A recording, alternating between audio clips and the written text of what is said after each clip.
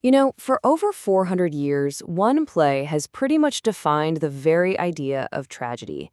It's a ghost story, it's a detective story, and it's a bloody tale of revenge that has absolutely captivated the world. So, what is it about a 400-year-old story about a Danish prince that feels so immediate, so modern?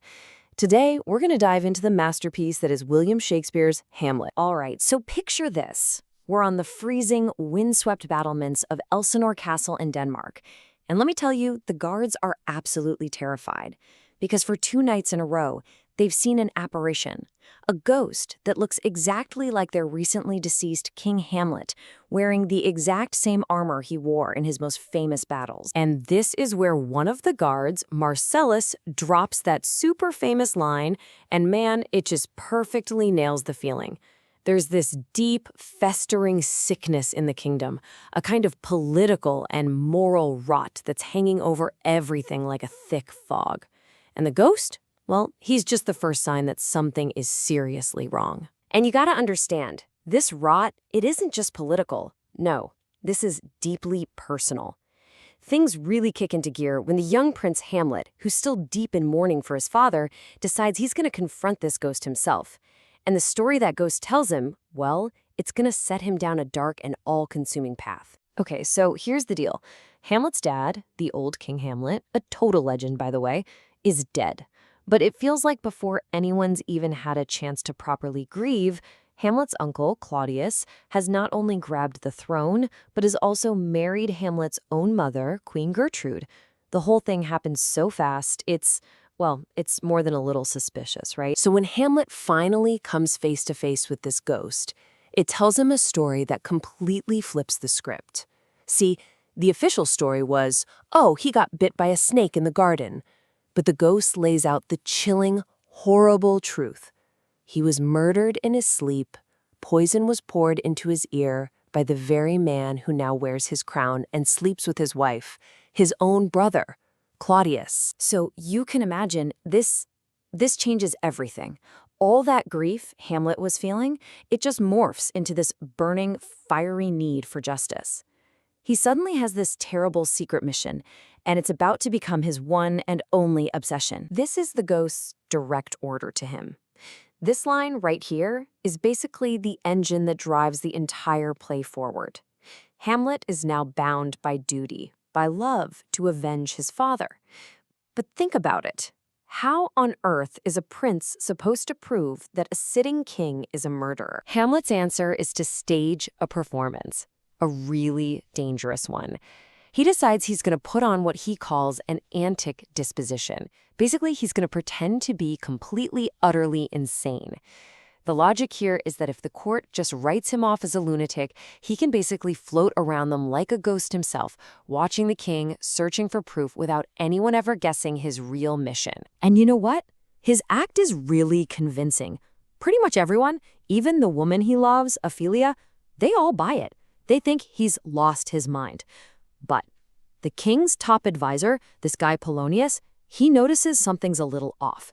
He feels like behind all the crazy talk and bizarre behavior, there's some kind of logic, a method to the madness. But carrying this weight, this mission, it really starts to take a toll on him. And this brings us to probably the most famous moment in all of literature, where Hamlet's fake madness starts to feel an awful lot like real despair. He's so completely overwhelmed by it all that he asked himself the ultimate question. Is it better to exist and suffer or not exist at all? Now, this isn't just a simple question about suicide. It's way deeper. It's this profound philosophical wrestling match he's having with himself.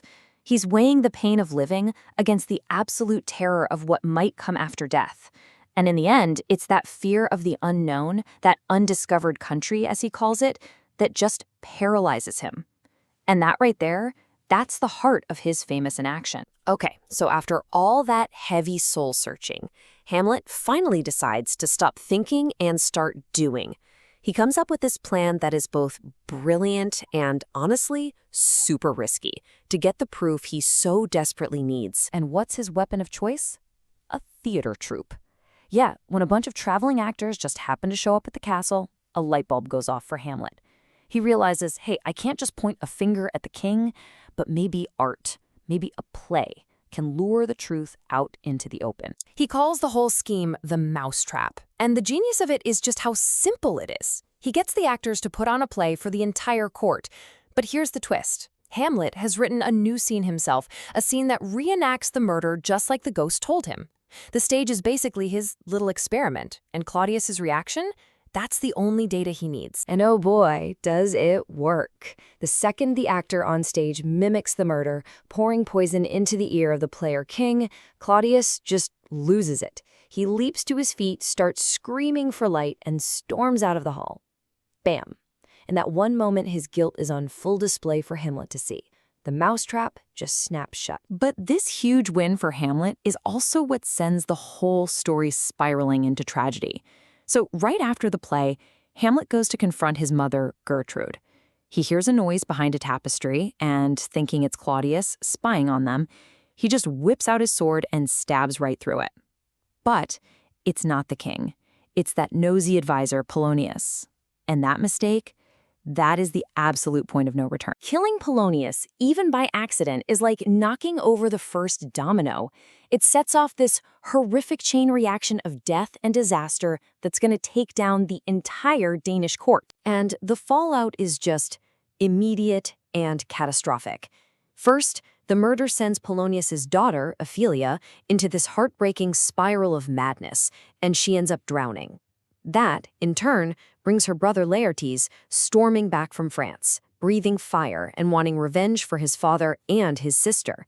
And of course, Claudius, who is a master manipulator, sees his chance. He points all of Laertes' rage right at Hamlet. Okay, the final scene, it's just a masterclass in complete and total devastation.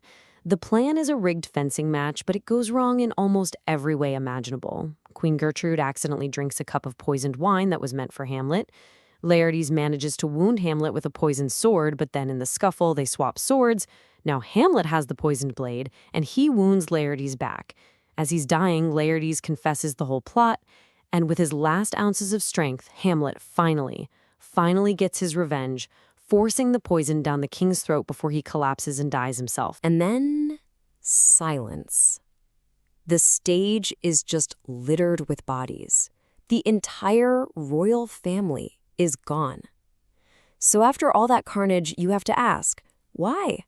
Why are we still obsessed with this story? What is it about this 400-year-old play that just haunts us? I mean, just think about that iconic image, right? Hamlet, holding the skull of Yorick, who was the court jester when he was a kid. And this scene, it's not really just about death. It's about what it means to be alive. He's staring right into the face of his own mortality and asking, what's left of us when we're gone? You know, our legacy, our memories. Does any of it even matter? And I think that's the secret. That's why this play has lasted for so long. It doesn't hand us easy answers. Instead, it hits us with these huge, inescapable questions. Is revenge ever really right?